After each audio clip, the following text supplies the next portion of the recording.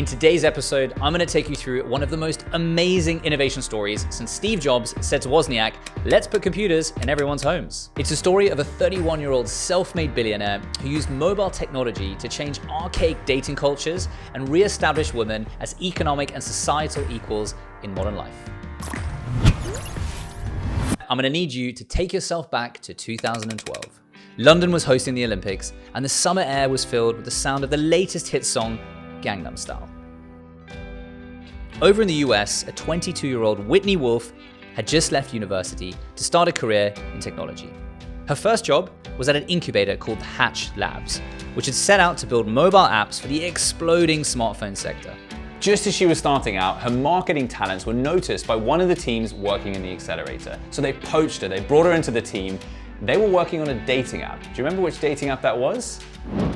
That was the little-known company called Tinder. She quickly rose to the role of VP of Marketing, and thanks to her early contributions, which were instrumental to the early growth of Tinder, she was awarded with a co-founder status, which sounds like a pretty good startup story so far, right? Fast forward 2 years, and in 2014, Tinder was one of the most successful and fastest growing apps in the world. But at the age of 24, Whitney was kicked out of the company, stripped of her co-foundership title due to allegations of sexual harassment from her ex-boyfriend, Justin Mateen, one of Tinder's founders. But instead of shying away defeated, she sued Tinder and won a $1 million payout, equity in the company, and a reinstatement as one of the co-founders of Tinder. However, after the sharp rise to fame and subsequent tabloid-heavy crash out of Tinder, despite her winning and her being in the right, she was a target for loads of online trolls, and she received a huge amount of hate online. Sick and tired with all the misogyny she experienced at Tinder and in the newly created dating industry that she helped to create, she decided her next move had to be something that was more passion-driven. What she wanted to create was what she was lacking personally, an online safe space for women. She was going to call it Merci. However, just before she got started, she got a message from an old acquaintance, Andrei Andreev, a Russian billionaire and the founder of the world's #1 dating platform, Badoo. He wanted to hire her as the CMO of Badoo, quite literally the opposite of what Whitney wanted to do next. She wanted to move away from dating and put women back in the driving seat. Merci was her aim, that was her goal. Andreev, recognizing her entrepreneurial passion, said yes, you should do that, but do it within the dating industry and reshape it in the way that you want it to be. And he would invest the first $10 million, she'd be the founder and CEO with a 20% stake. What would you have done? Let me know in the comments if you would have accepted or not. Obviously, she did. It was too good of an opportunity to turn down. So the 24-year-old Whitney Wolfe accepted. But what to do?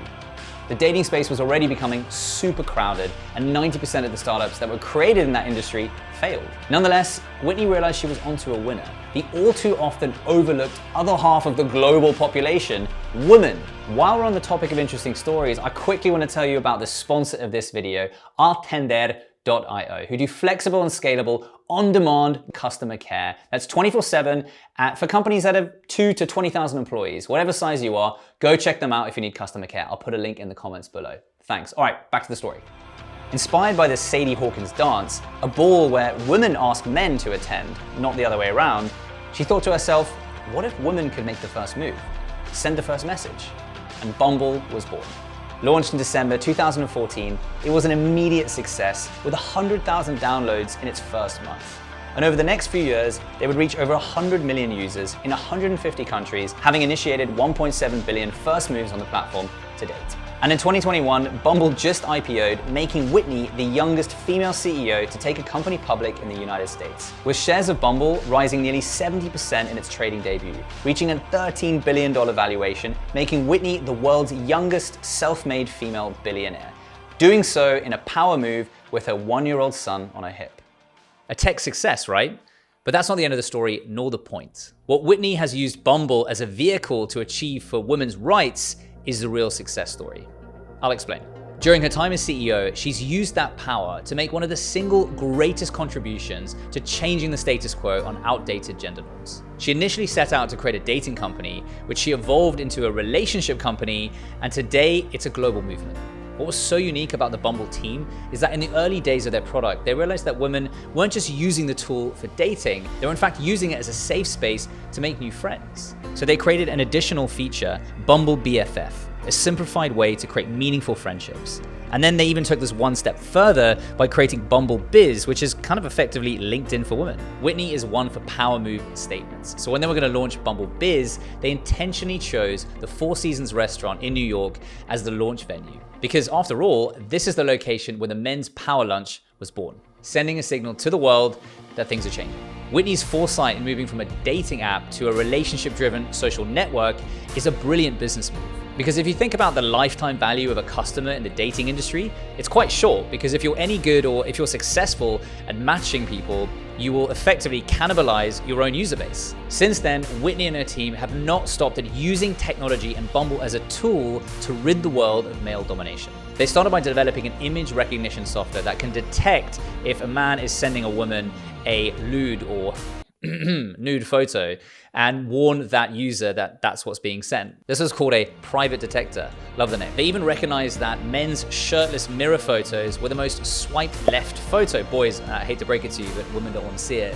So they actually banned shirtless men's photos. Then she even went one step further to end the world of unwanted dick pics by actually lobbying for a bill to be passed in Texas that made the sending of lewd photos, lewd, nude, unwanted, unconsensual photos illegal. Whitney, another power statement move. Then she went after one of the most male-dominated industries, sports, and specifically the halftime show at the Super Bowl, commissioning a halftime ad campaign starring Serena Williams called "The Ball Is in Her Court," which was developed and created by an all-women team. She even formed the first all-women esports team of professional Fortnite players to appeal to gamers. But this has to be her biggest move yet, closing the gender economic gap, which currently stands at 256 years. Yes, I said that correctly. It'll take 256 years to close the gender economic gap, the gap between men and women's economic power in the world. And she's going to close that gap by creating the Bumble Fund, in which she's attracted female leaders from around the world to invest in the new generation of female-led tech companies. So what's next for Whitney Wolfe Herd? Well, she's only 31 and she's done all of that already. And now she's teaming up with Priyanka Chopra Jonas to subtly rebalance the gender roles in India, because currently, to this day, 90% of marriages in India are still arranged. Whitney, I wish you the best of luck. Thank you so much for watching this video. Please consider liking the video if you enjoyed it, and make sure to subscribe to our channel. We bring you regular videos every single week, and this was a deep dive into Whitney Wolfe Herd. Thanks for watching. I'll see you in the next video.